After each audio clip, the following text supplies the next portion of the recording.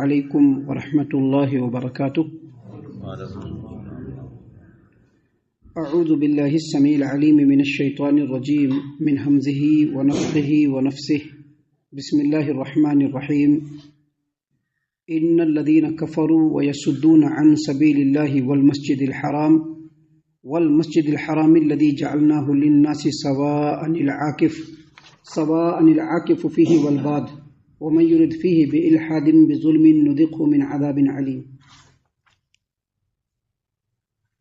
یقیناً جو لوگ کافر ہیں اور لوگوں کو اللہ کی راہ سے اور مسجد حرام کی زیارت سے روکتے ہیں، وہ مسجد حرام جس میں ہم نے وہاں کے باشندوں اور باہر سے آنے والوں کے حقوق کو برابر رکھے ہیں، اور جو آدمی از راہ ظلم مسجد حرام میں کجروی اختیار کرے گا، ایسے سب لوگوں کو ہم دردناک عذاب چکھائیں گے۔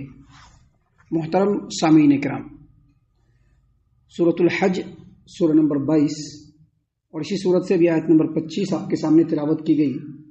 بفضل اللہ، بعون اللہ، بتوفیق اللہ، آیت کریمہ کا ترجمہ بھی آپ تمام کی خدمت میں پیش کیا گیا۔ سامعین کرام، اللہ تبارک و تعالیٰ نے فرمایا ہے ان الذین کفروا ویصدون عن سبیل اللہ، بے شک جو لوگ کافر ہیں اور لوگوں کو اللہ کے رستے سے روکتے ہیں، والمسجد الحرام، اور مسجد حرام کی زیارت سے روکتے ہیں۔ تو یہاں پر سب سے پہلے یہ سمجھ لیجئے کہ یہاں پر کافروں سے مراد کفار مکہ ہے، جنہوں نے مسلمانوں کو مسجد حرام میں آ کر کے عبادت کرنے سے، مسجد حرام کی زیارت سے مسلمانوں کو روک دیا۔ ان لوگوں نے یہ پابندی لگا دی، یہ قانون بنا دیا کہ مسلمان نہ تو مسجد حرام میں داخل ہو سکتے ہیں، نہ ہی وہاں نماز ادا کر سکتے ہیں، نہ ہی بیت اللہ کا طواف کر سکتے ہیں، نہ ہی حج و عمرہ کر سکتے ہیں اور دوسرے مناسک ادا کر سکتے ہیں۔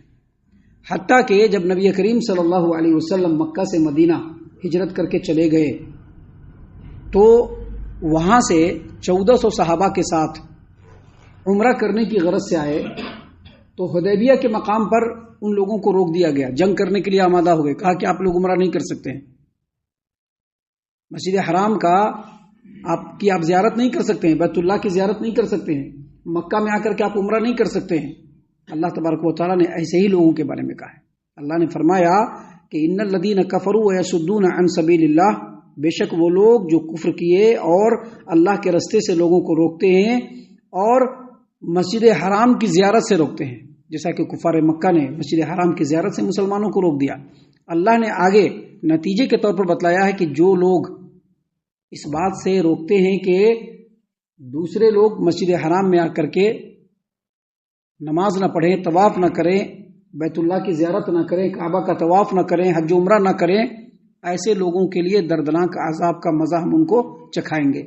لیکن یہاں پر درمیان میں اللہ نے یہ بھی فرمایا کہ ان الذین کفروا، بے شک جو لوگ کافر ہیں، ویصدون عن سبیل اللہ، اور لوگوں کو اللہ کی راہ سے، والمسجد الحرام، اور مسجد حرام کی زیارت سے روکتے ہیں، جعلناہ للناس الذی جعلناہ للناس سواء العاکف فیہ والباد، اللہ نے فرمایا وہ مسجد حرام جس کے اندر ہم نے وہاں کے رہنے والوں کے لیے بھی اور جو باہر سے آتے ہیں ان کے لیے بھی برابر کے حقوق رکھے ہیں۔ تو یہاں پر علماء کرام کے درمیان اختلاف ہو گیا۔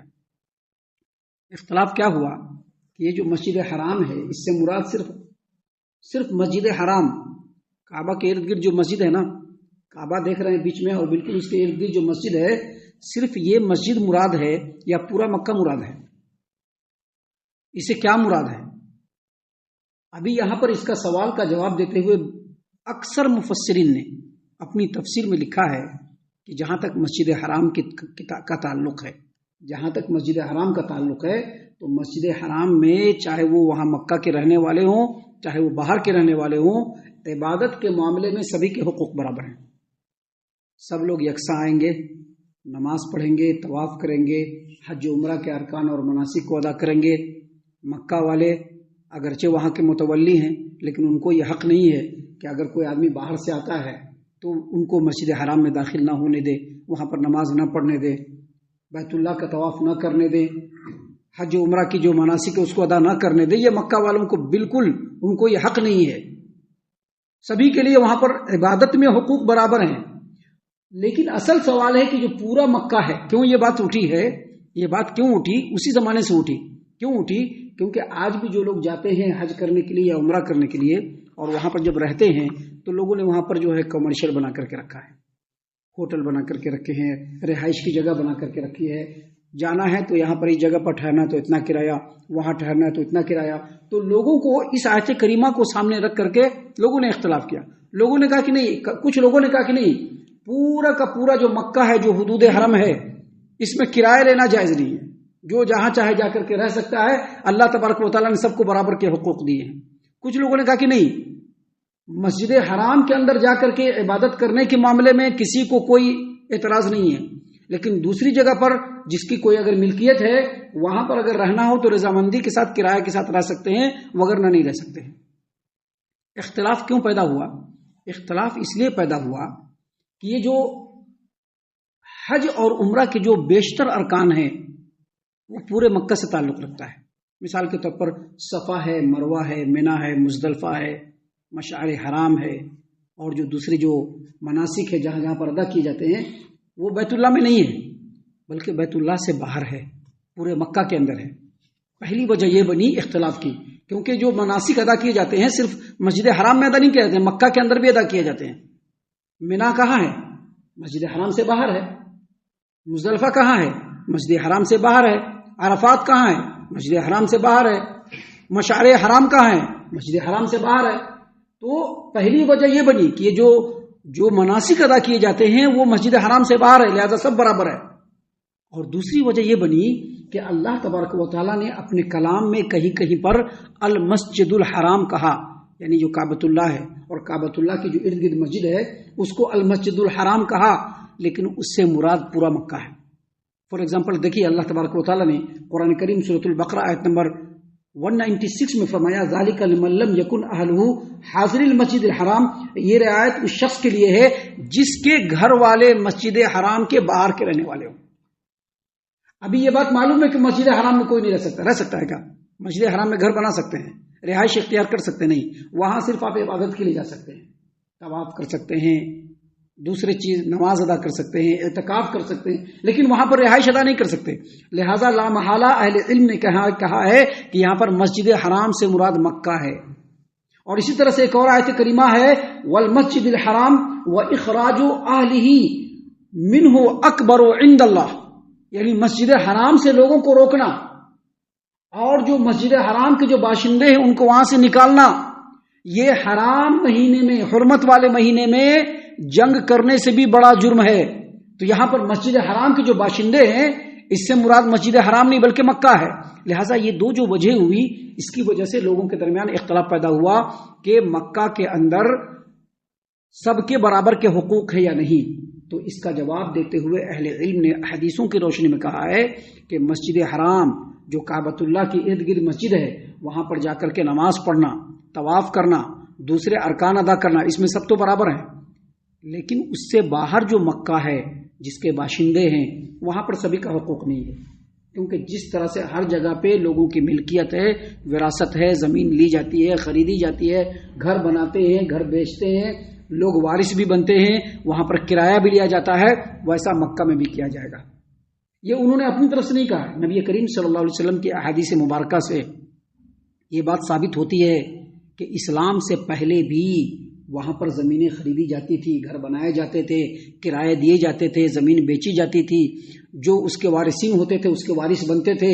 اور اسلام کے بعد بھی نبی کریم صلی اللہ علیہ وسلم نے اس کو برقرار رکھا.